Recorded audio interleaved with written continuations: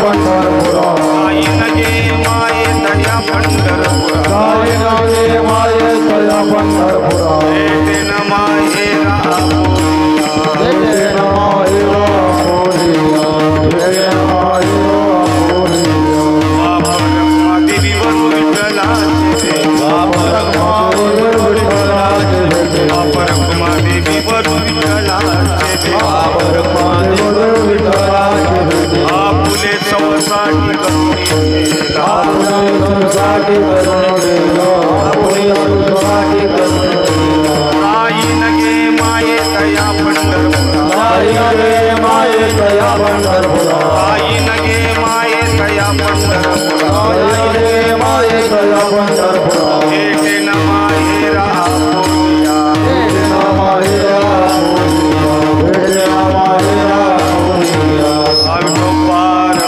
कुमारी जय विठोबार कुमारी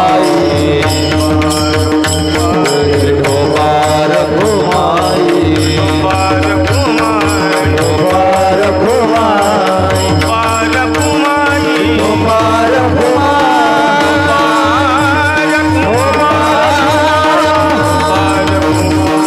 बार कुमारी विठोबार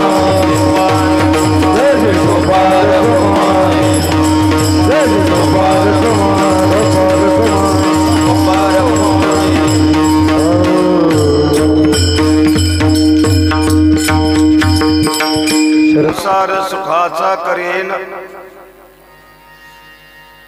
अवघाची संसार सुखाचा करेन आनंदे भरीन तिन्ही लोक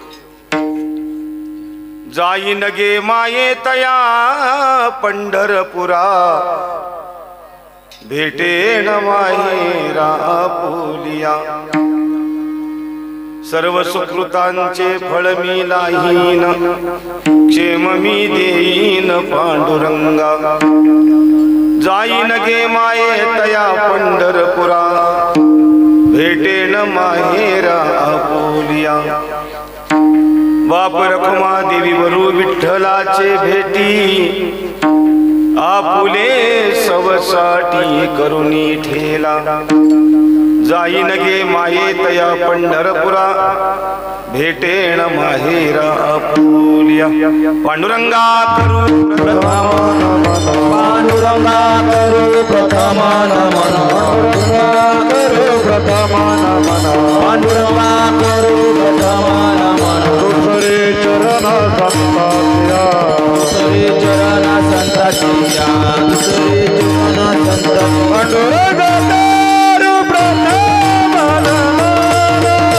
पांडुरंगा करू प्रथमान मन पांडुरंगा करू प्रथमान मन पांडुरंगा करू प्रथमान मन दुसरे चरण दुसरे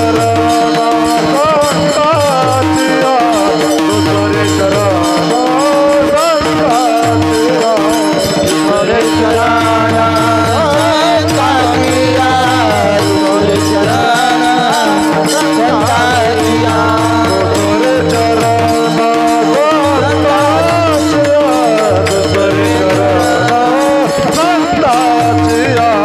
दुसरे चरण संतासिया दुसरे चरण संतासिया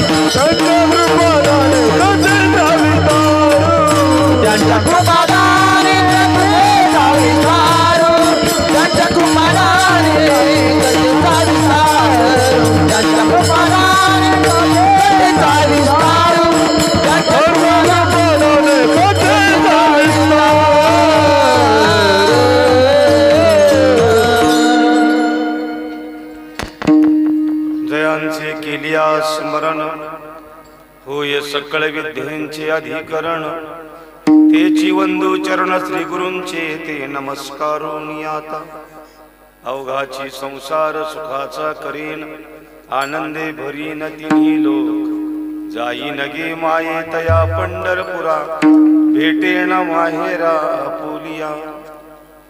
सकल संत सज्जन मायबाप, कीर्तन सेवेसाठी निवडलेला अभंग. अभंग कोण्या संतांचा आहे हे सांगण्यात का अज्ञानी समाज या महाराष्ट्रात उरला नाही आता. थोडा परिहार देतो. या क्षेत्र आणि तीर्थ कटगुणमध्ये चालणारा हा नामसप्ताह सामुदायिक ज्ञानेश्वरी पारणाचा वाग्यज्ञ सोहळा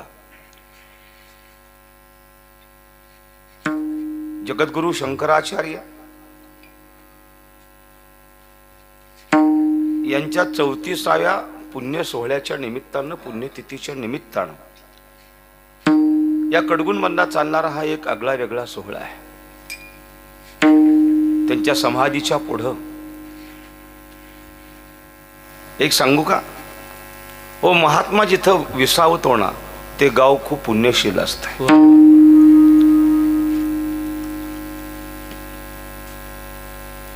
पण हे त्या त्या गावांना कळत नाही. ही दुर्दैव आहे. हे दुर्दैव. आणि ते काही नुसतं कडगुणपुरतं मर्यादित नाही. महाराष्ट्राच्या इतिहासावर ज्या गावाची नोंद आहे, आज ज्यांची जयंती आहे, मला माझं खूप मोठं भाग्य आहे. आज ज्यांची जयंती आहे महात्मा ज्योतिरावजी फुले.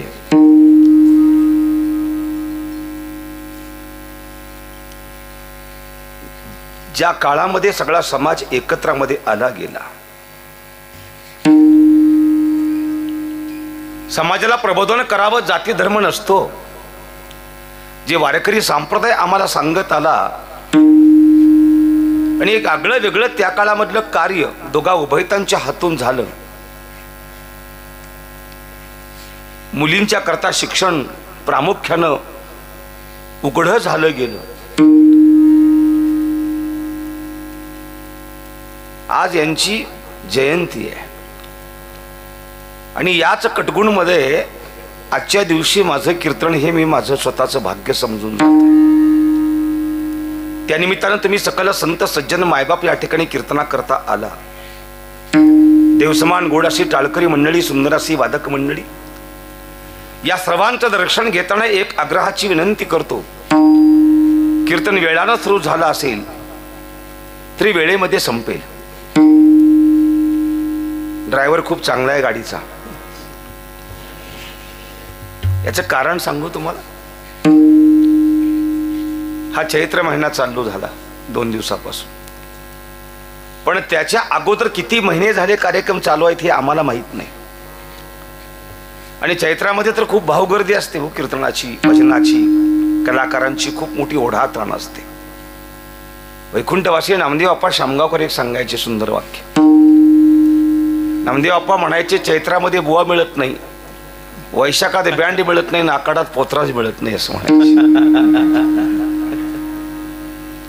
खूप दयनीय अवस्था असते, धावपळ असते.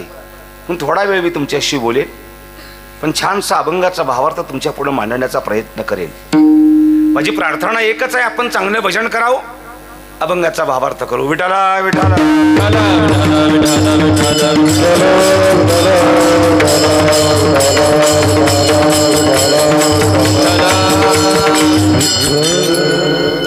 माऊली महावैष्णव श्री संत ज्ञानेश्वर महाराज या 4 चरणाच्या अभंगाद्वारे जगासमोर एक अलौकिक अशी प्रतिज्ञा करत आहेत. प्रतिज्ञा करणारे संत ज्ञानेश्वर महाराजांनी करतायत या जनापुढे, या जगतापुढं. अगदी वय वर्ष 16 आहे. चके 1200 ते 12 तरी टीका केली ज्ञानेश्वरी. सच्चिदानंद बाबा आदरे लेखक झाला. ज्ञानेश्वरी पूर्ण झाली संत ज्ञानोबरायांची आणि तो ग्रंथ उचलला आणि निवृत्तीनाथांच्या समोर तो ग्रंथ मांडला. कारण त्यांचे सद्गुरू होते आणि नंतर त्यांचे भाऊ होते थोरले. त्यांच्या समोर तो ग्रंथ ठेवला गेला आणि हात जोडून सांगितलं, दादा, जगाच्या पाठीवर येताना जे काम घेऊन आलो ते काम संपलेलं आहे. आता जायला परवानगी असावी. कारण 3 मुद्दे आपणास माहित आहे. एक, यावंच लागतं. 2 येत असतात आणि 3 आणावं लागतं. यावंच लागतं तुम्हाला आम्हाला. पूर्वजन्मीचं संचित भोगण्याकरता तुम्हाला आम्हाला जन्माला यावंच लागतं. केले कर्म झाले तेची भोगाले, उपजले मेले ऐसे किती.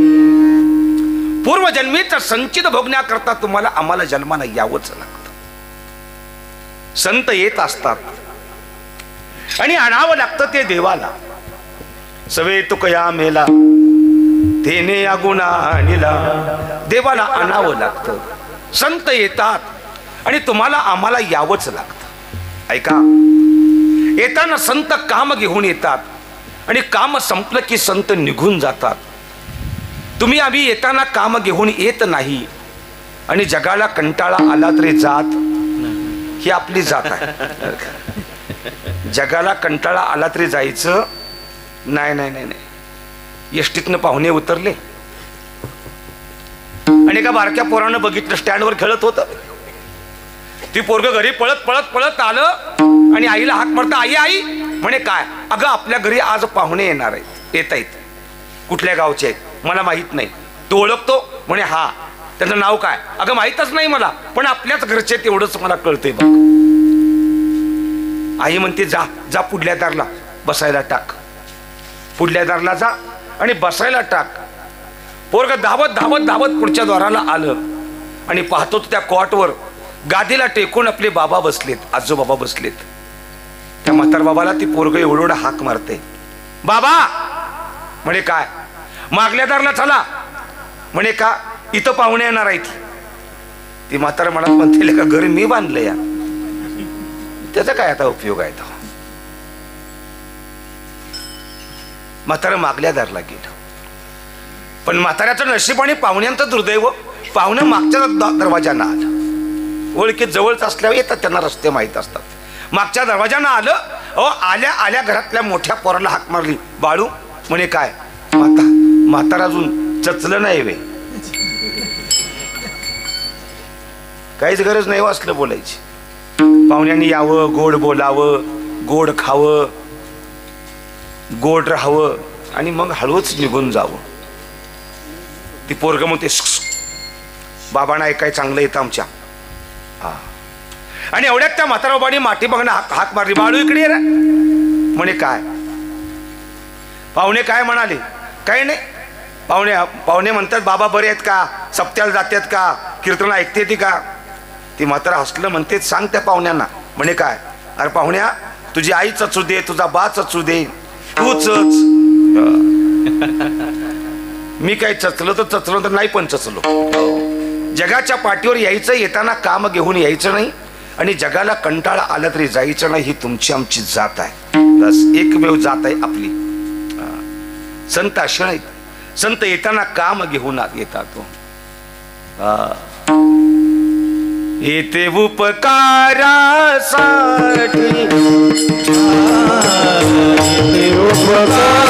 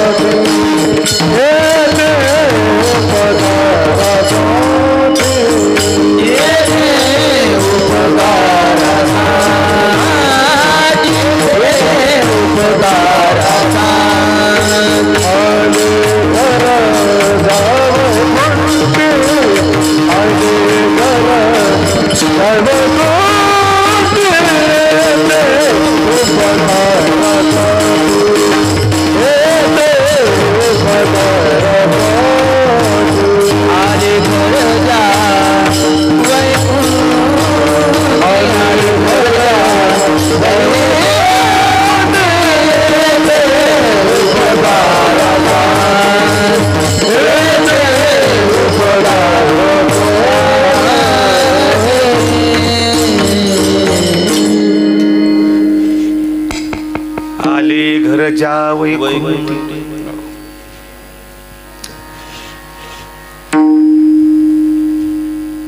ऐका, तुम्हाला आम्हाला यावंच लागतं हा मुद्दा मी सांगत होतो. ज्ञानोबा या जगाच्या पाठीवर येताना काम घेऊन आले आणि काम संपलं की निघालेत. आणि हातातला ग्रंथ दादांच्या पुढं दिला, निवृत्तीनाथांच्या पुढं. दादा, जगाच्या पाठीवर येताना जे काम घेऊन आलो ते काम संपले, आता परवानगी असावी मला निघायचंय आता.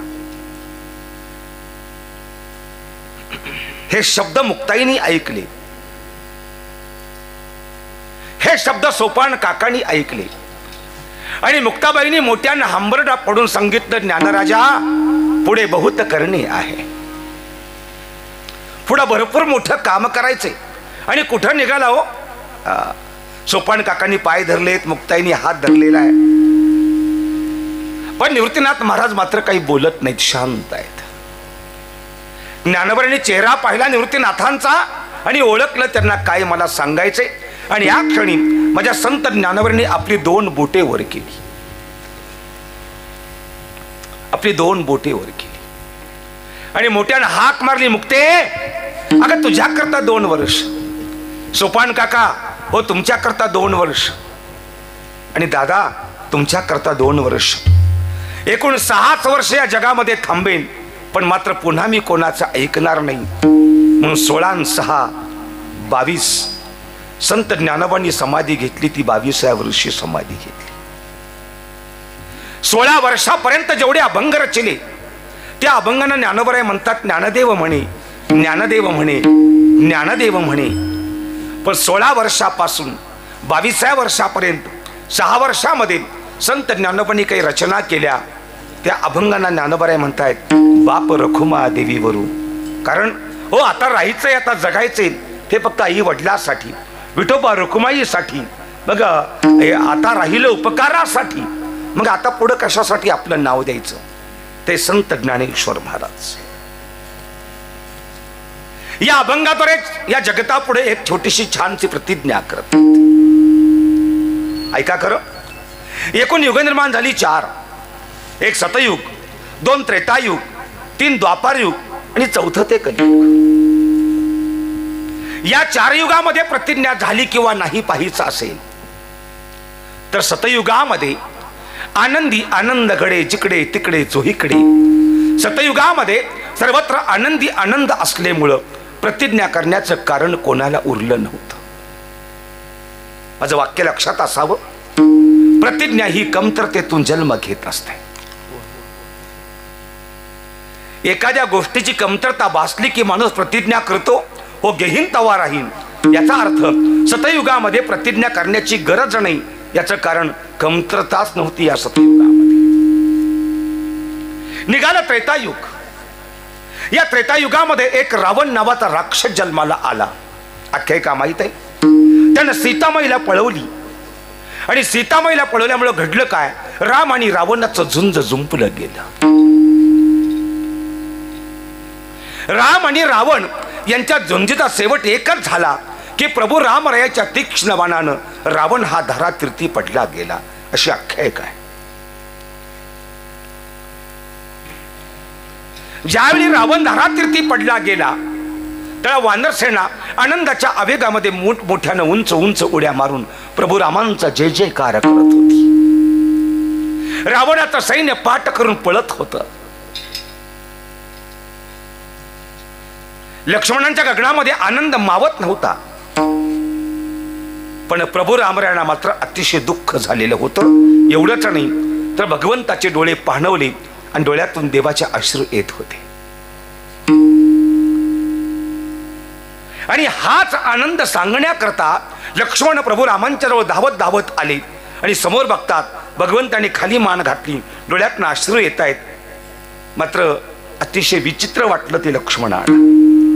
आणि लक्ष्मण मोठ्यानं बोलले, प्रभू अहो रावण मेला, आपण जिंकलो, आपला वनवास संपतोय, आपली सीतामाई आपल्याला मिळेल आणि आपण आता अयोध्येचा प्रवास सुद्धा करू, असा आनंदाचा क्षण आहे. भगवंतानी वर मान केले आणि आपले अश्रू पुसले आणि पाहिलं त्या लक्ष्मणांचा आनंद. भगवंत उगीच हळूच बोलले, लक्ष्मणा हा देवा, रावण मेला याचं दुःख नाही तुला होत? रावण मरतो याचं दुःख नाही तुला होत? म्हणे अजिबात नाही. मला होतं ना, पण तुम्हाला होण्याचं कारण, अरे लक्ष्मणा, एक रावण हा एक चांगला कलाकार आहे. मृदुंग वाजवावा रावणानं वाजवावा,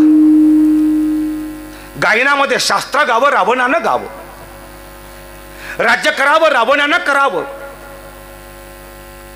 आणि अर्धा यजुर्वेद रावणानं लिहिला. लक्ष्मण इतका विद्वान आहे रावण. रावण इतका विद्वान रावण. राज्य करावं रावणानं, गावं रावणानं, वाजवावं रावणानं. एवढा मोठा कलाकार अरे या जगतातून निघून जातो, याचं दुःख होत नाही लक्ष्मणा तुला? म्हणे अजिबात नाही. लक्ष्मणा वेळ नाही गेली रे, काय करू देवा? अरे रावण नाही मेला अजून. बर मग जा त्या रावणाचं दर्शन घे आणि म्हण त्या रावणाला, मला मृदुंग शिकवा, मला गायन शिकवा. अरे मरते समयी आपली कला इतरांना द्यावी, असा सृष्टीचा नियम आहे. विठ्ठल विठ्ठल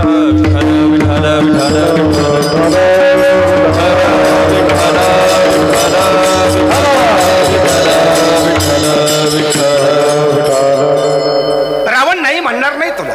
जा तू, जा लक्ष्मणा जा. लक्ष्मणाला एवढा राग आला, ज्यानं माझी सीता वहिनी पळवली, ज्याच्यामुळे इतके रक्ताचे पाटच्या पाट वाहिले, त्या रावणाचं दर्शन मी घ्यायचं. पण भगवंताचा शब्द मोडायचा नाही म्हणून लक्ष्मण रावणाच्या जवळ जाऊन पोहोचलेले आहेत. मोठ्यानं ओरडले, ए रावणा उठ, तुला वाजवा येतं, गायला येतं, मला कळाले. अरे जाता जाता एवढी तरी कला चांगलं करून जा एखाद्याचं.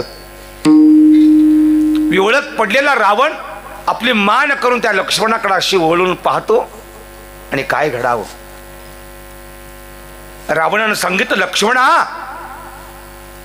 आता मला मरू देत. मी तुला माझी कला दिली असते रे, नाही असं नाही, पण तुला एवढा अहंकार आलाय. आणि ज्यांच्याजवळ अहंकार असतो ना, त्यांच्याकडे कला जात नाही आणि कला टिकत पण नाही.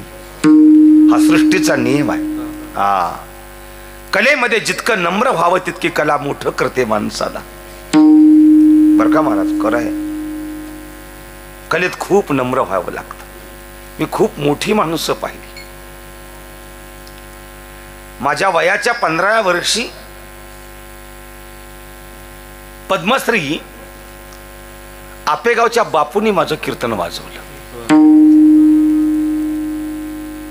त्यांनी कधी लहान मोठा असा भेद केलाच. अरे जा लक्ष्मणा. हो, लक्ष्मण जवळ गेले आणि अहंकारानं बोलू लागले, उठ शिकव. रावण म्हणतो, मी तुला माझी कला देऊ शकत नाही, आणि न जाणो माझी कला तुला दिलीच ना, तर ती कला तुझ्याजवळ राहू शकत नाही बाबा, जा जा. इतका राग आला लक्ष्मणाला. अरे मरते तरी गुणानं मरत नाही. राग आला, असं वाटलं मारून टाकावं आहे असं जाग्यावर. पण एवढ्यामध्ये प्रभू रामराय तिथं पोहोचले आणि गुडघे टेकून प्रभू रामाने त्या रावणाचं दर्शन केलं. त्या रावणाला नाही, त्या रावणाच्या कलेला दर्शन घेतलं.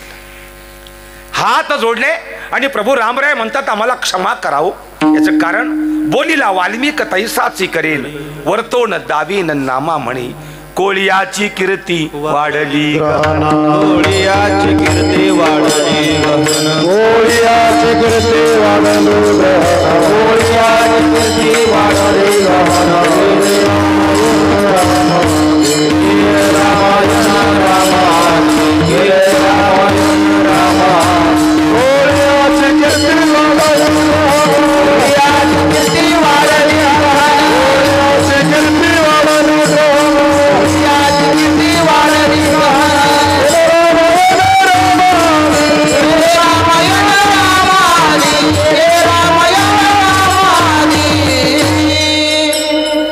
आमचा काही दोष नाही हो. आमचा अवतार होण्याच्या अगोदर वाल्मिकांनी जे रामायण लिहिलं ना, त्या शब्दाप्रमाणे आम्हाला त्रेतायुगामध्ये वागावं लागतंय. आमच्या हातून तुमचा मृत्यू आहे हा अटळ आहे. ते होणार होतं सगळं कार्य आणि म्हणून तुम्हाला मारावं लागलं. बाबा बाबा हो चौकदार या इकडे. नको नको त्यांना त्रास द्यायला. त्यांच्यापेक्षा मला खूप त्रास होतो. त्या निवांत 11 वाजता येतील म्हणून काय करायचं आपण आपला विक्षेप करायचा.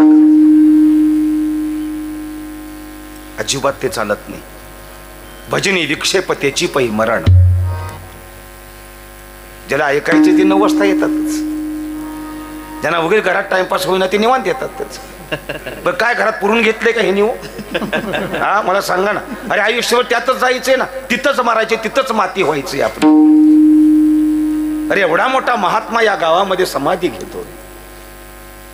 त्याच्या सप्त्याला आम्ही 9 वाजता पोचू शकत नाही म्हणजे शोकांतिका आहे ना या सातारा जिल्ह्याची. दुःख वाटेल मंडळी. मी तुमच्या जिल्ह्यातला म्हणून सांगतो. आपल्या जिल्ह्याला खूप घाण सवय आहे. पंचपदी झाली ते घरातनं बाहेर पडायचं नाही. बुवा उभा राहिला कीर्तनाला तरी घरातनं बाहेर पडायचं नाही. तो कसा बोलतो याचा कानोसा घ्यायचा. बरा वाटला तर घरातनं बाहेर. नाही तर वाकळा वाकळ घ्यायची म्हणून ह्याचं ऐकायचं नाही. ही मानसिकता आहे आमच्या जिल्ह्याची. महाराज वाईट आहे आमच्या जिल्हा. फार वाईट आहे. आमच्या जिल्ह्या इतका परमार्थामध्ये मागासलेला जिल्हा कुठं पाहायला मिळायचं नाही तुम्हाला. कुठं पाहायला मिळायचं. शोकांतिक आहे. महाराष्ट्रभर फिरतो पण माझ्या जिल्ह्याच्या खूप यातना खूप दुःख आहे मला. मी परवाच पुण्यामध्ये बोलून गेलो. या पुणे जिल्ह्यातला मला खूप मोठा अभिमान आहे की पुणे जिल्ह्यामध्ये ज्ञानोबा आहेत, पुणे जिल्ह्यामध्ये तुकोबा आहेत आणि पुणे जिल्ह्यामध्ये सोपान काका आहेत. सोलापूर जिल्ह्याचा अभिमान आहे. जगाचा बाप पंढरपुरामध्ये विसावलेला आहे.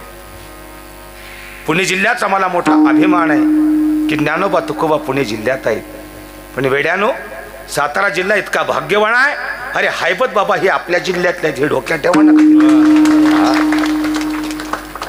केवढं मोठं कार्य आहे वारकरी संप्रदायामध्ये जिल्ह्याचं. हो सातारा जिल्हा हा वीरांचा जिल्हा आहे. सातारा जिल्हा हा शूरांचा जिल्हा आहे. आणि एक सांगू या सातारा जिल्ह्यानं सामुदायिक ज्ञानेश्वरी पारणाची परंपरा चालू केली. ते वैकुंठवासी पारणाचार्य पुंडलिक महाराज वेळूकर. किती काम मोठं आहे. पण आपण निवांत कधी का होईना तिकडे बुवाना 11ला संपू दे नाही तर तिकडे काही संपू दे. काही त्याशी घेणं देणं नाही. उद्यापासून असं करू नका रे. अजून 4 दिवस सप्ताह पुढे आहे आपला. चांगली मंडळी उद्यापासूनची कीर्तना करता येणार आहेत. सगळी कामं आटपावीत. लवकर यावं. 9:30च्या कमीत कमी 9:30च्या आत या मंडपात तुम्ही बसलेच पाहिजे. आणि जर तुमची इच्छा झाली 9:30 वाजता आपल्याला जायचे कीर्तनाला तर घर सोडू नका. लांब कुठंतरी बसा आणि तिथं बसून ऐका. पण मंडपात सुद्धा येऊ नका. याचं कारण स्वामींना तुमचं बरं वाटत नाही हे लक्षात ठेवा. पुण्यकर्ता घडे पाप. आपणच आपल्या हातानं पाप करून घेतो. म्हणून मला वामनराव पैंचं वाक्य मला खूप आवडतं. तूच तुझ्या जीवनाचा शिल्पकार आहेस. आपणच आपल्या हातानं पाप कर्म करून घेतो आणि मग केले कर्म झाले त्याची भोग आली म्हणायचं. पूर्वीची माणसं अशी म्हणायची मागल्या जन्मात केलं की या जन्मामध्ये फेडायचं. पुन्हा लोक अशी म्हणू लागली या जन्मात केलं की या जन्मातच फेडायचं. आणि आता 5Gचा युग आहे ना, मोबाईलची दुनिया. आता लोक म्हणतात काल केलं की आजच फेडायचं. इतकं स्पीड आहे हो. असं करू नका. तुम्ही छान दोघं दिसताय मला. हलोच नका अजिबात.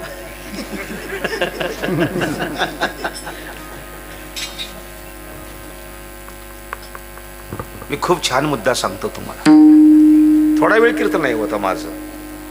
तुम्ही किती काही वाजता येणार? मी 11ला संपवणार. मी कुठवर आलतो रे बाळा? काय का तुझ्या काय लक्षात? का डोक्यात युट्यूबच आहे तुझ्या?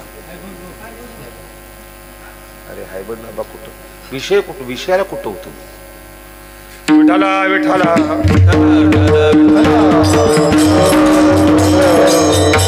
बोलिला वाल्मिक तैसाची करेन वर्तोन दावीन नामा म्हणे क्षमा असावी आम्हाला. प्रभू रामराय बोलतायत त्या रावणाशी. तुम्हाला मृदुंग वाजवा म्हटलं की वाजवता आता येणार नाही. ती अवस्था नाही तुमची. एखादं शास्त्र गा म्हटलं की गाता येणार नाही. ती अवस्था नाही तुमची. मी ओळखतो. पण एक बोलू. रावण म्हणतो काय? अयोध्येचं राज्य. अरे 14 वर्ष विना राजाचं राज्य अयोध्या आहे. माझ्या भरतानं गादीला स्पर्श नाही केला त्या राजा. आता माझा वनवास संपतो, मी अयोध्येला माघारी परततो आणि गेल्या गेल्या माझा राज्याभिषेक होईल, मला गादीवर बसवतील. पण एक बोलू म्हणे, काय राज्य कसं करावं हे मला कळतच नाही. आणि लंकेचं राज्य तुम्ही केलं तुम्हाला कळतं, म्हणून जाता जाता मला एक शिकवून जा, ती म्हणजे राजनीती शिकवून जा. जाता जाता मला शिकवून जा, त्याचं नाव आहे राजनीती. मला राजनीती शिकवा. अरे एवढा वेळच पडला रावण, रक्ताच्या थारोळ्यामध्ये पडलेला रावण खदखदा मोठ्यानं हसला आणि ओरडला मोठ्यानं, ए रामा, ए रामा. अरे काय गोड प्रश्न विचारला रे, ऐक. अरे अयोध्येसारखं एवढं मोठं राज्य रामा तुला करायचं असेल तर एक काम कर. म्हणे काय, अयोध्येच्या गादीवर बैस, पण प्रतिज्ञा मात्र कधीच करू नकोस. माझं वाक्य लक्षात असू दे. माझा विषयाशी खूप एकरूप असतो. अरे अयोध्येच्या गादीवर बैस, पण प्रतिज्ञा मात्र कधीच करू नकोस. का? अरे का काय विचारतो. अरे या लंकेच्या गादीवर मी बसलो आणि 3 प्रतिज्ञा केल्या. सोन्याला सुगंध आणीन, स्वर्गाला शिडी लावीन आणि खारा समुद्र गोड करीन. अरे खारा समुद्र गोड झाला नाही, स्वर्गाला शिडी लागली नाही. लंका सोन्याची केली पण सोन्याला सुगंधच आला नाही. 3 प्रतिज्ञा केल्या पण पूर्णत्वाला गेल्या नाही. ए प्रभू रामा, नको रे गादीवर बसून प्रतिज्ञा मात्र तेवढी कधीच करू नकोस. अरे या लंकेतल्या रावणानं केवढा मोठा संदेश दिला या कलियुगातल्या लोकांना. अरे बाबा हो त्या खुर्चीवर बसा, पण आश्वासन देऊ नका. अरे दिलं तर पूर्ण केल्याशिवाय राहू नका, नाहीतर माझ्यापेक्षा वाईट मौतीनं मराल रे वेड्यानं. हा केवढा मोठा रावण आहे. माझा मुद्दा संपला. हो, सतयुगामध्ये प्रतिज्ञा झाली नाही, पूर्ण करण्याची गरज नाही. त्रेतायुगामध्ये प्रतिज्ञा झाली रावणाची, पण पूर्णत्वाला गेली नाही. निघालं द्वापार युग. या द्वापार युगामध्ये एक दुर्योधन नावाचा राक्षस जन्माला आला की ज्यानं भरसभेमध्ये द्रौपदी समोर उघडी मांडी करून थोपटली. एक दुःशासन जन्माला आला, त्यानं भरसभेमध्ये द्रौपदीचं वस्त्र हरण केलं आणि सुईच्या टोकावर बसण्या इतकी देखील जमीन या पांडवांना देणार नाही असं आव्हान करतो तो दुर्योधन. देवाने शिष्टाई केली, मध्यस्थी केली, पण उपयोग नाही झाला आणि महाभारतीय युद्ध सुरू झालं गेलं. या महाभारतातल्या युद्धामध्ये कौरव आणि पांडवांच्या युद्धामध्ये कौरवांचं सैन्य पटापट पटापट पटापट मुंगीगत मरत होतं. रक्ताच्या पाटच्या पाट वाहत होते आणि 3 सांज झाली. युद्ध थांबलं आणि लक्षात आलं त्या दुर्योधनाच्या की आपली पराभवाची चिन्ह दिसत आहेत.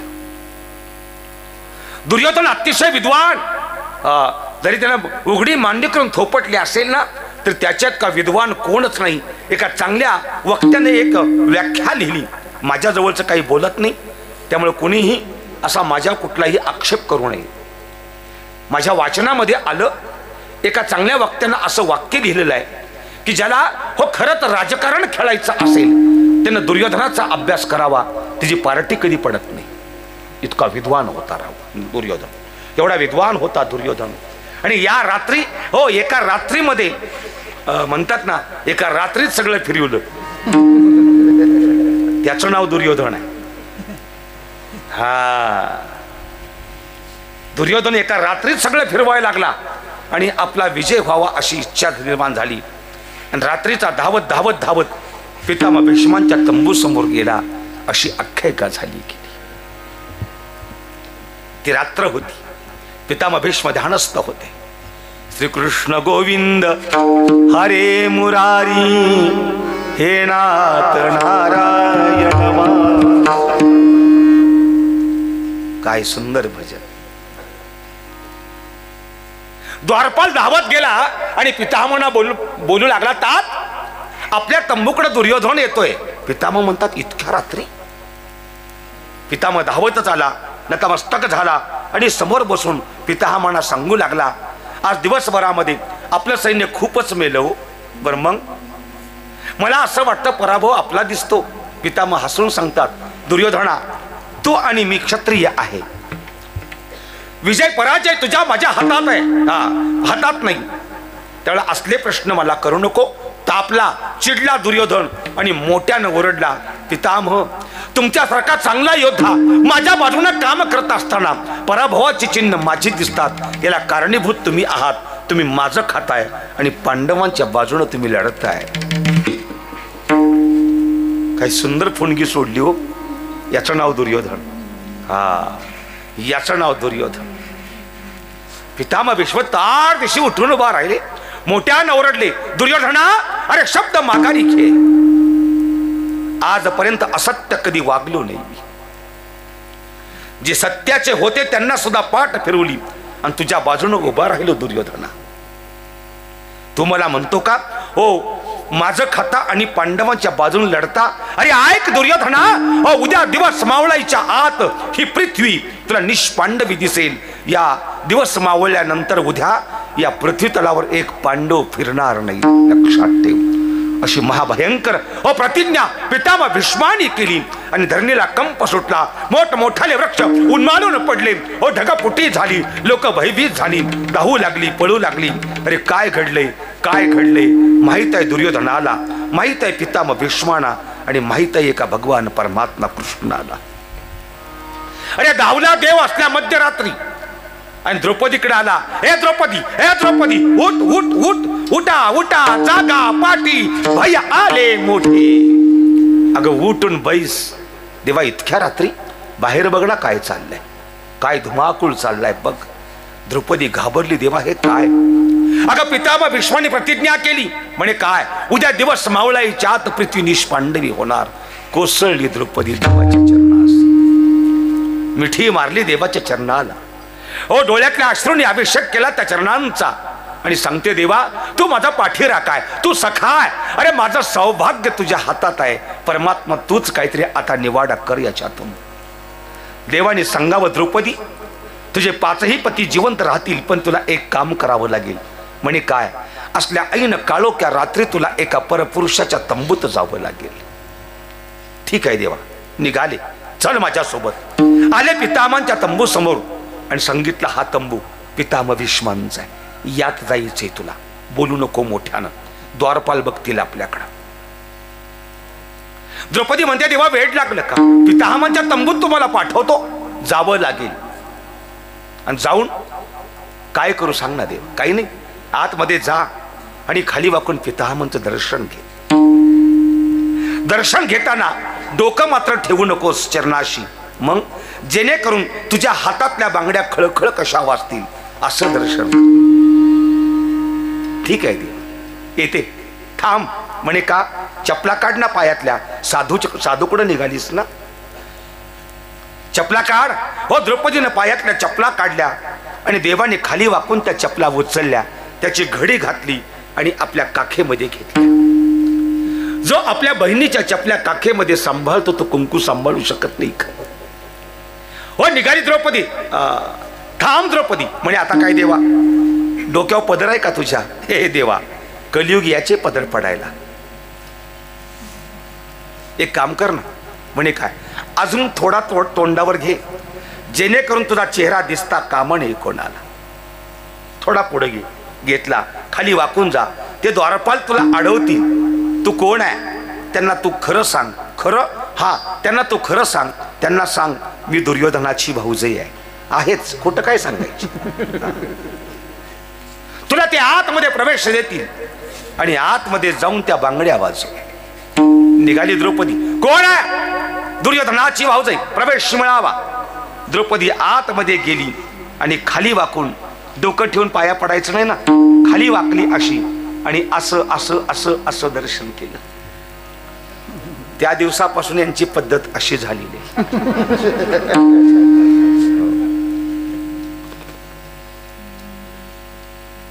बांगडीचा खळ खळ खळ खळ आवाज झाला आणि आपणास आख्यायिका माहित आहे, पितामह आणि कौरवांची स्त्री म्हणून आशीर्वाद दिला, सौभाग्यवती भव म्हणून. नुसत्या बांगडीच्या आवाजाला एक बोलू. हो, 3 आवाज जिवंत आहेत. एक बांगडीचा आवाज, 2 पैशाचा आवाज, 3 कब्बशीचा आवाज जिवंत आहेत. बांगडीचा आवाज किती अदृश्य असू देत, ओळखलं पाहिजे, कुठंतरी स्त्री असावी. जिवंत आवाज. पैशाचा आवाज एसटी मध्ये एखाद्या खिशातनं रुपया खाली पडला तर प्रत्येकाची मानगुटी त्या बाकड्यात असते, ती केळाच्या साली शेंगाची फळपाट सगळी चेक करायची. अरे किती पण भजन पेंगाळल असू देत, नुसती कब्बशी वाजली की 101 सूर लावतो नुसता. नुसती कब्बशीच वाजावी, जिवंत आवाज आहेत. सौभाग्यवती भव. भीष्म पण केला खरा धनुर्धरा धनुर्धरा रक्षिले धनुर्धरा रक्षिले भीष्म पण केला खरा धनुर्धरा रक्षिले धनुर्धरा भीष्म पण केला खरा भीष्म पण केला खरा भीष्म पण केला खरा भीष्म पण केला खरा धनुर्धरा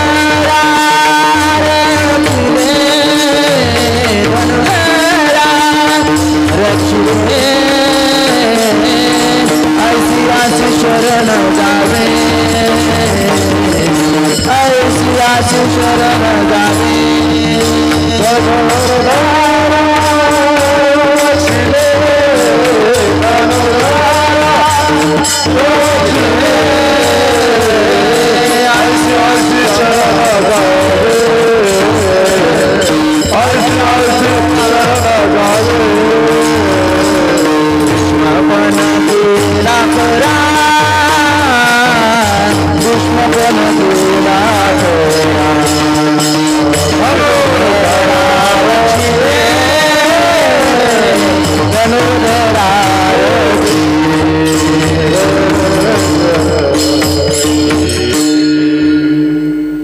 द्वापार युगामध्ये प्रतिज्ञा झाली पितामह भीष्मांची, पण पूर्णत्वाला गेली नाही.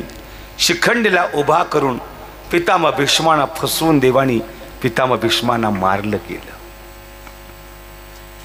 द्वापार युगामध्ये प्रतिज्ञा झाली पण पूर्णत्वाला गेलीच नाही. अरे निघालं कलियुग आणि या कलियुगामध्ये माझ्या संतांचा अवतार झाला, त्याच्यामध्ये माझे संत ज्ञानेश्वर महाराज. समाधी घ्यायची नाही, आता 6 वर्ष थांबायचंय ना. आणि म्हणून लोकांच्या पुढे हात केले. ऐका मंडळी, म्हणे काय मी एक प्रतिज्ञा करतोय हो. लोक हसू लागली.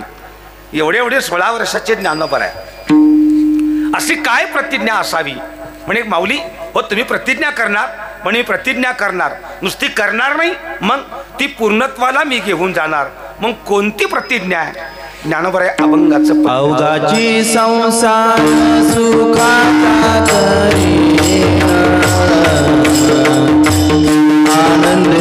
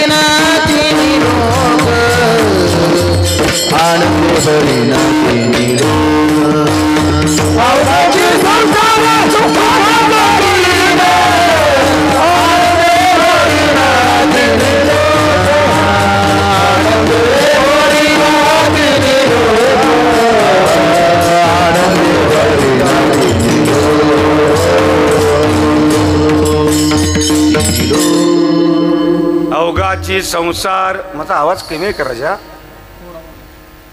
मला मॉनिटर दे थोडासा. अवघाची संसार सुखाचा करेण. बुवा गरीब आहे म्हणले की असं चालतं. ते एखादा बुवा झीट काढतो सिस्टीमवाल्याची. जय विठ्ठल पर्यंत गेनच दे, इकोच दे, बेसच दे, ट्रबलच दे, मॉनिटरच वाढव, करणंच बंद कर. ह्यात जय विठ्ठल करायचं. सांभाळून घ्या आम्हाला राव, तुम्ही आमचे आत्मा आहात. तुमच्या जीवावर सध्या आमचं सगळं चाललंय.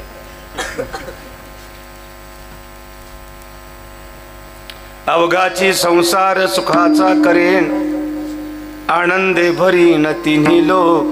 ऐका खरं, ज्ञानेश्वर महाराज प्रतिज्ञा करतायत या जनापुढे, या जगतापुढं. ज्ञानोबराय म्हणतात, थोडं उत्तरार्धापासून बोला. आनंदे भरीन तिन्ही लोक, स्वर्ग पाताळ आणि पृथ्वी या तिन्ही लोकांनी माझा संसार बघून आनंद व्यक्त केला पाहिजे. इतका सुखाचा, इतका सुखाचा, इतका सुखाचा संसार करेन, असा सुलभ अर्थ आहे त्याचा. आता जे ज्ञानोबराय प्रतिज्ञा करतात रे, म्हणतात मी सुखाचा संसार करेन, याच्या विरुद्ध पहा. जर म्हणतात मी सुखाचा करेन ऐवजी बहुतेक असं वाटतं की जे ज्ञानोबा म्हणतात मी सुखाचा संसार करेन, याचा अर्थ त्यांचा संसार दुःखाचा असतो. सुखाच्या विरुद्ध दुःख आहे. आता संसार दुःखाचा आहे हे मी तुम्हाला सांगायची गरज नाही, आणि तुम्ही मला सांगायची गरज नाही. तुम्ही तसंच मी, आपल्यात काही फरकच नाही. काहीच फरक नाही. सर्वांचे संसार हे दुःखाचेच आहेत. पण ज्ञानोबांचा संसार म्हणजे कुत्र्या मांजरा पोरा बाळाचा एक अजिबात नाही. पण सुखाचा करणे याच्या अर्थ त्यांना काही दुःख दिसलं ना. संसारू सागरू गा भव दुःखाचे कोणी भल्याग्रस्तानं महाराजजी चाली काढल्या बरं का महाराज. खरंच ती माणसं त्या काळची खूप विद्वान होती. अशा काही अभंग आहेत की ते हसत कधी म्हणता येतच नाहीत, कधीच म्हणता येत नाही. संसार दुःख मुळ चहूकडे ते रडतच म्हणायचे. आमचे बाबा एक गोष्ट सांगायचे महाराज. ते म्हणायचे, अरे संसार संसार जसा तवा चुलावर. वा, हे कसं वाजवाय तुम्हाला ते, बाकी त्यांचं कसं वाजवाय.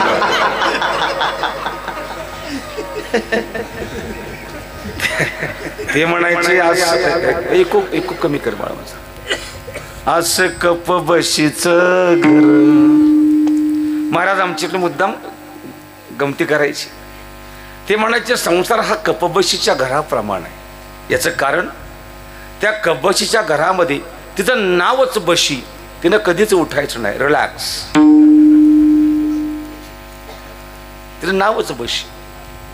तो कप मात्र रात्रंदिवस तळमळ. फर्स्ट सेकंड थर्ड तिन्ही शिफ्ट चालूच याच्या असतात. याला सुट्टीच नाही. तिला धरायची तर 5 बोट पडालं, ह्याला उचलायचा कान धरायचा, उठा पांडुरंगा. पहाटेपासून नुसता उठवून बसायचा, याला झोपून नाही दिला अजिबात. पूर्वीच्या जुन्या महिला त्या बशीला बारका तडा गेला तर पूर्वीच्या महिला उतरंडीला नेऊन ठेवायची. उतरंडीला आता उतरंडच नाही, ते ठेवायची कुठे? आता डस्टबिनला. त्या कपाचा कान तुटला तरी त्याला सोडला नाही, मोकळा जोडेल त्याला द्यायला वापरला, पण मोकळा नाही सोडला. अरे एवढं दुःख, एवढं दुःख, दुःख बांधवडी आहे हा संसार.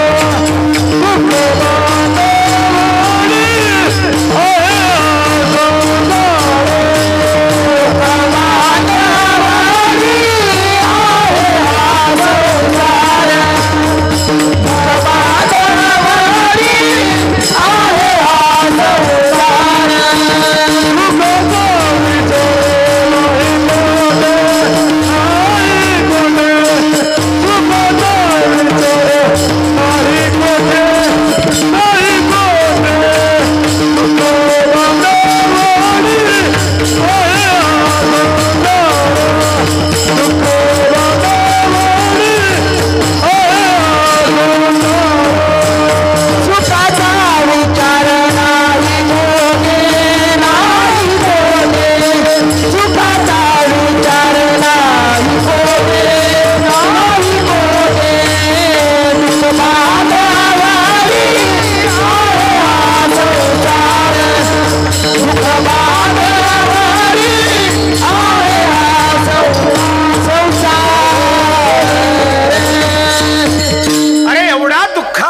संसार ज्ञानोबराय म्हणताय, पण मी सुखाचा करेन बरं, मी सुखाचा करेन. लोक हसू लागले, एवढं सोपं आहे का हो? संसार सुखाचा करणं इतकं सोपं आहे का? पण एक सांगू, ज्ञानोबराय बोलतात म्हणजे सुखाचा होणारच आहे. ज्ञानोबराय म्हणजे साधं व्यक्तिमत्व नाही. महाविष्णूचा अवतार सखा माझा ज्ञानेश्वर, ते संत ज्ञानेश्वर महाराज. एक सांगू, ज्ञानोबरायांची ज्ञानेश्वरी पाहिली तर लक्षात येईल तुमच्या. ज्ञानोबराय वास्तववाद सांगतात, याच्यामध्ये काय नवल असेल. पण ज्ञानोबराय एक खूप मोठे डॉक्टर आहेत हे आम्हाला कळालं. ज्ञानेश्वर महाराज एक मोठे शास्त्रज्ञ आहेत ते आम्हाला कळालं. पाणी देऊ बाळा तुम्हाला? नको, इथं आहे ना बाटली. छोले खाल्ले ते.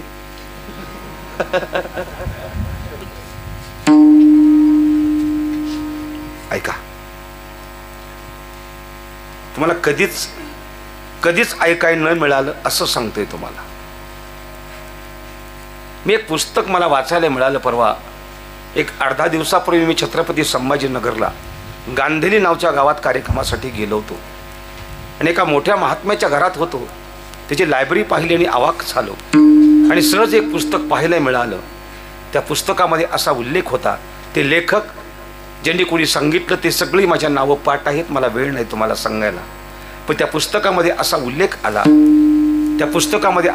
आला की ज्याला मणक्याचा खूप मोठा त्रास आहे, त्यानं ज्ञानेश्वरीतल्या 10व्या अध्यायातल्या पहिल्या 5 ओव्या दिवसातून त्या 5 ओव्याचे भाव धरून जर 4 पाठ केले, 4 वेळा दिवसातून तो म्हणत बसला किंवा सारखा जर म्हणत बसला तर त्याच्या मणक्याचा आजार 1.5 महिन्याच्या आत 50% बरा झाला पाहिजे, हे ज्ञानेश्वर महाराजांनी सांगितलं.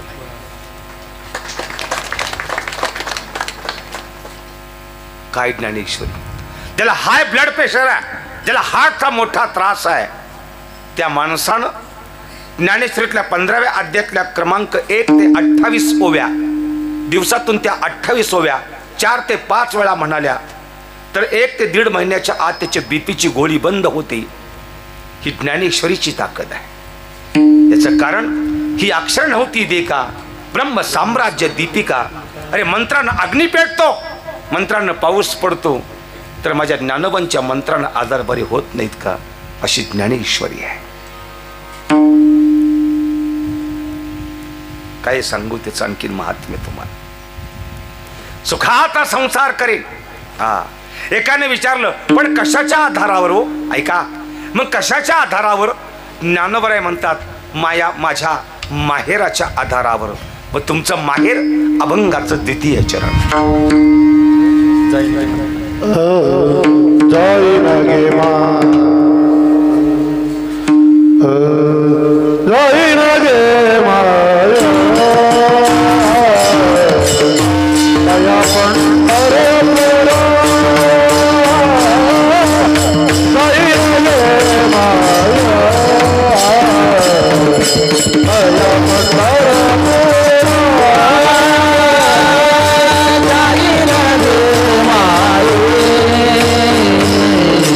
दया पंढरपुरा, जय नगे माया दया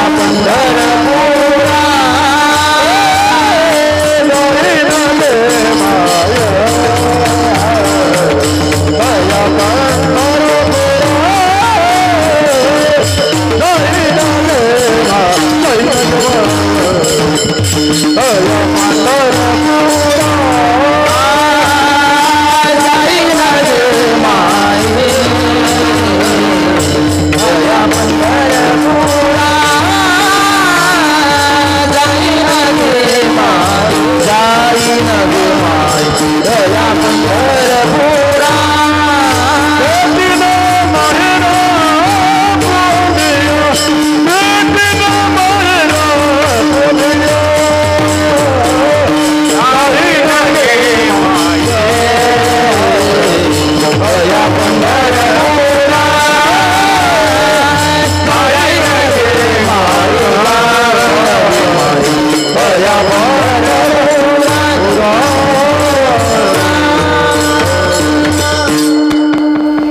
अभंगाचं द्वितीय चरण सांगितलं. मी माझा संसार सुखाचा करेन हो, पण आधार जाईन गे गे माये. ऐकता ना बारीक? गे माये हे शब्द पुरुषाचे का स्त्रीचे हो? पुरुष कधी असा म्हणतो का, आता गे माये मी पाण्यावर निघालोय? शब्द स्त्रियांचे. हा, माहेरा स्त्री, बरोबर आहे. हा, पुरुषाला माहेर आहे. हा, अरे स्त्रीला माहेर आपल्या आई बापाचं घर आणि पुरुषाला माहेर आपल्या सद्गुरूंचं घर. हा,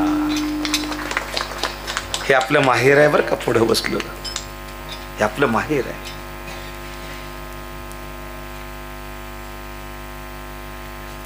ज्ञानोबराय म्हणतात सुखाचा करेन त्यासाठी मला माझ्या माहेराशी जावं लागेल. ज्ञानोबराय किती तुमच्या माझ्यात येऊन बोललेत हे लक्षात थोडं आणून देण्याकरता मला इथं उभं केले. बस माझा मुद्दा एवढाच. हा, किती सुंदर काम केले बघा. एका दोघा चौघा भाऊभावाचं कुटुंब असावं. दोघा चौघा भाऊभावाचं कुटुंब आणि धाकल्याची बायको रोज म्हणायची, कारभारी तुम्ही वेगळं निघा आणि वेगळं निघून सप्त्यावर फिरा.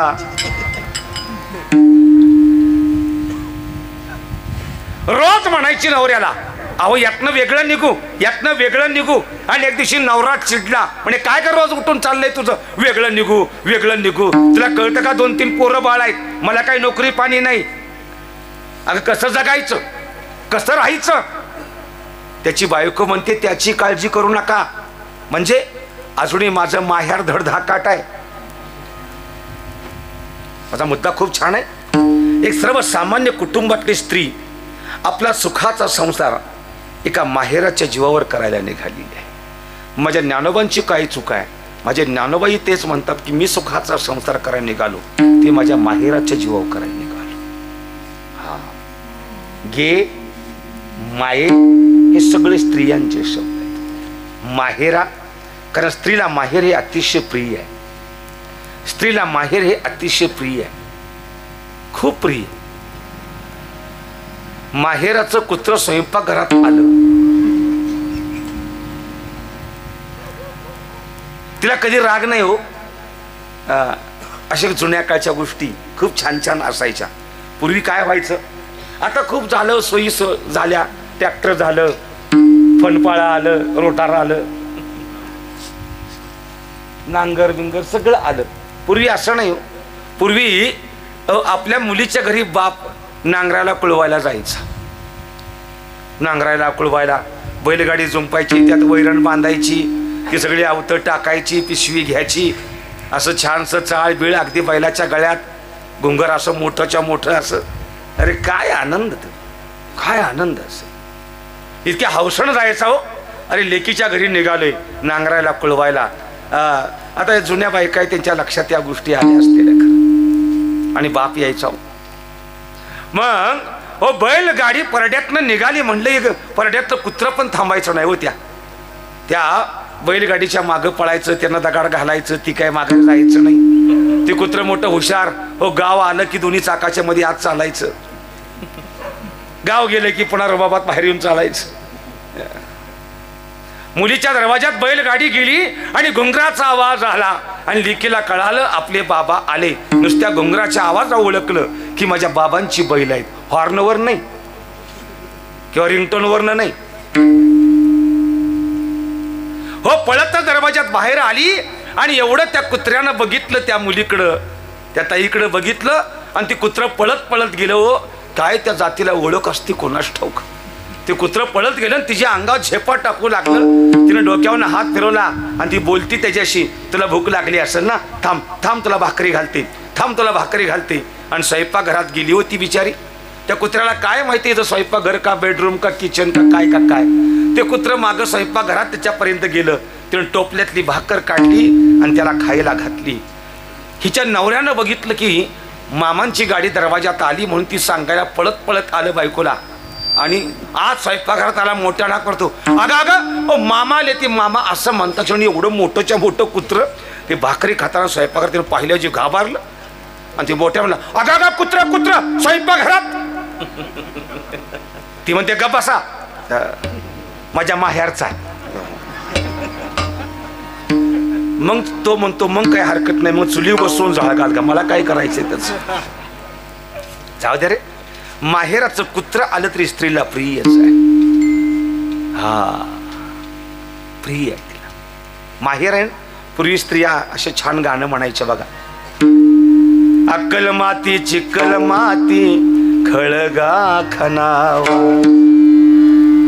असा खळगा सुरेख बाई ओटा जो घालावा, असा ओटा जो सुरेख बाई जाते ते रोवावी, असे जाते सुरेख बाई रवा पिट्टी काढावी, अशी रवा पिट्टी सुरेख बाई करंजा कराव्या, अशा करंजा सुरेख बाई पालखीत घालाव्या, अशी पालखी सुरेख बाई माहेरी धाडा.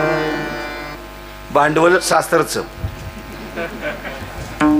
त्यांच्या तोंडातनं माघारी येतंय. ते असं बोलताना गोड बोलते हो. असं माहेर गोड बाई खेळाया मिळत. काय स्त्री आहे होती, काही छान रचना असेल ती, आणि ती अशी गोड बोलायची.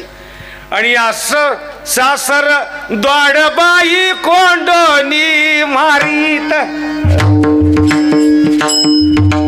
तिचं ते माहेर आहे. मग आता मला सांगा, माझे माहेर पंढरी आहे भिवरेच्या तीरी. अरे आमचा माहेर पंढरपूर आहे. भीमातीरी एक वसवी नगर, त्याचं नाव पंढरपूर.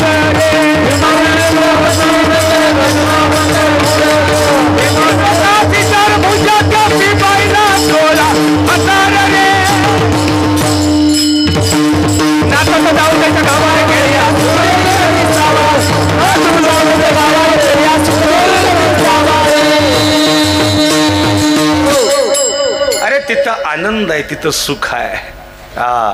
त्या माहेरामध्ये जाऊन भेटेन माहेरा आपुल्या. हो करेन काय हो, सर्व सुकृतांचे फळ मी लागीन, क्षेम मी देईन पांडुरंगा. मी माझ्या परमात्म्याला क्षेम देईन. याचा वरचा मुद्दा पहा. सर्व सुखाचा आगर पंढरपूर आहे बरं का. सर्व सुखाचा आगर हे पंढरपूर आहे. वर्णन आहे. सर्व सुखाचे आगर तोहा उभा विटेवर, सर्व सुखाचे आगर जणी म्हणे शारंगधर, सर्व सुखाचे आगर म्हणे नरहरी सोनार, आणि सर्व सुखाचे आगर बाप रखुमा देवीवर. सर्व सुखाचा आगर पंढरपूर आहे. मग तिथं जाऊन काय करेन. ज्ञानोबराय छान बोलते. बाप रखुमा बाप रखुमा बाप रखुमा देवीवर विठ्ठलाचे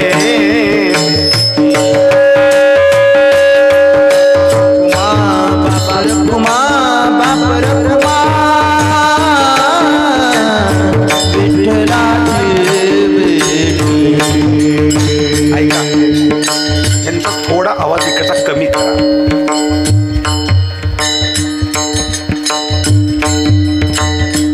बाप रखुमा बाप रखुमा बाप रखुमा देवी वारू विठ्ठलाचे.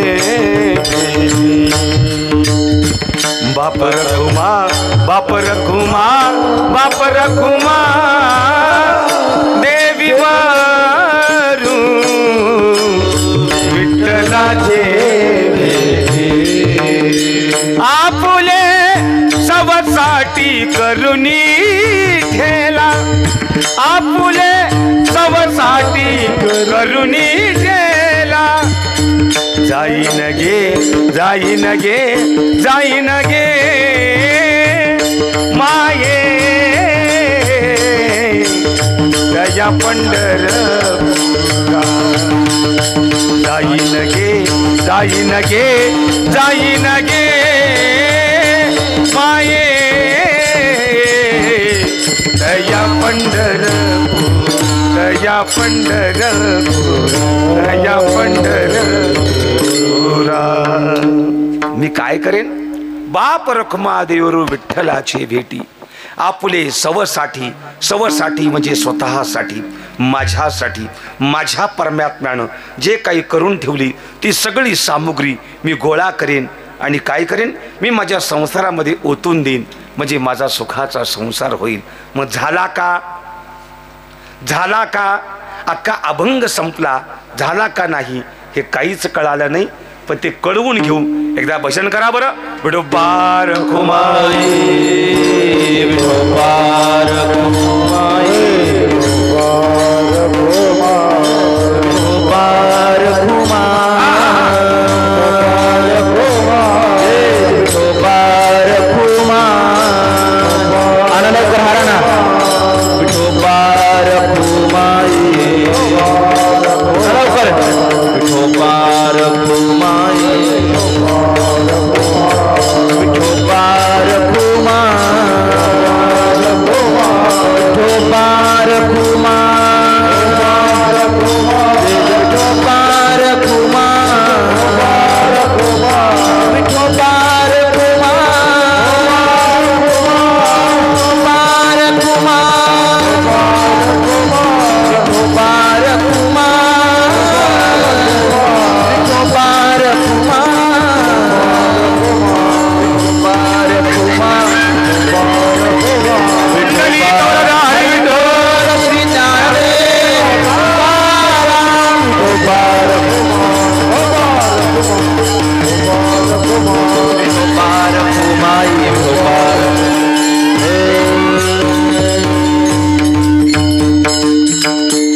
सुखाचा संसार झाला का.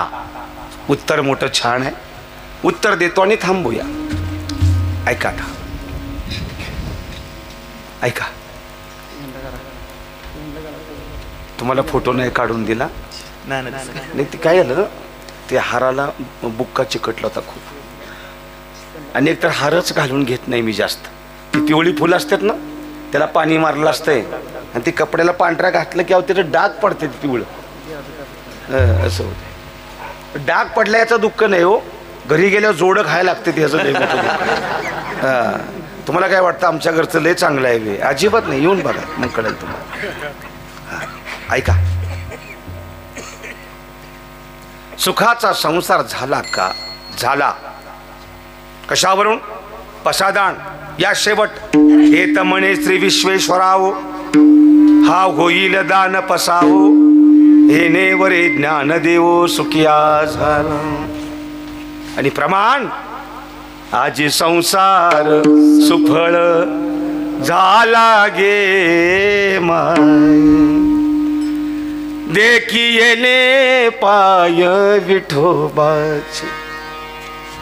संसार सुखाचा झाला गे माये हे नाथ बाबांनी सांगावं. याचं कारण व ज्या ज्ञानेश्वरीचं शुद्धीकरण नाथानी करावं. बहुकाळ पर्वणी गोमटी भाद्रपद मास कपिला षष्ठी प्रतिष्ठानी गोदातटी लेखन कामाठी संपूर्ण झाली. हो नाथांच्या हातामध्ये ज्ञानेश्वरी ग्रंथ ज्ञानोबांनी दिला. त्याचं शुद्धीकरण करावं याचं एकच कारण माझ्या मराठोची बोलू कौतुके परी अमृतात पैजा जिंके म्हणणारे ज्ञानेश्वर महाराज. प्रत्येक माझ्या मराठी भाषिकांच्या हातामध्ये ज्ञानेश्वरी ग्रंथ गेला की मग माझा संसार सुखाचा झाला. नाथांनी बोलावं सुखाचा झाला. कशामुळं तर देखिले पाय विठोबाचे. याला संगती जोडायची जर झाली ना तर ज्ञानोबराय म्हणतात जाई नगे माये तया पंढरपुरा. नाथांनी सांगितलं. नाथांनी मोठा छान मुद्दा इथं मांडला की जे आत्ताप्रमाण आजी संसार सुफळ झाला गे माये.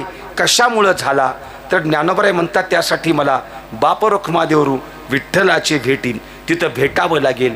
आणि नाथांनी मोठा मुद्दा छान सांगितला की माझ्या आईवडिलांचं विठोबा रुक्माईची भेट घडली दर्शन घडलं आणि आमचा सुखाचा संसार झाला. म्हणजे ज्ञानोबांचा संसार हा तुमच्या माझ्या कुत्र्या मांजरा पोराबाळाचा संसार नाही. हे विश्वची माझे घर, ऐसी मती जयाची स्थिर, किंबहुना चराचर आपणची झाला, म्हणणारे माझे संत ज्ञानेश्वर महाराजांचा संसार सुखाचा झाला. हो, आणि प्रत्यज्ञा ही पूर्ण झाली. ज्ञानेश्वर माऊली, ज्ञानराज माऊली, ज्ञानेश्वर माऊली,